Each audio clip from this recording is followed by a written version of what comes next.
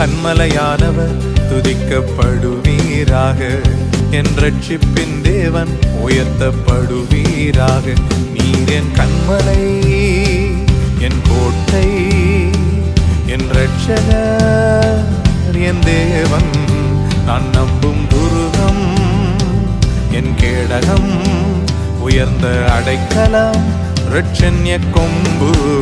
என் பலனாகிய கர்த்தாவே, நான் உம்மில் அன்பு கூறுவே.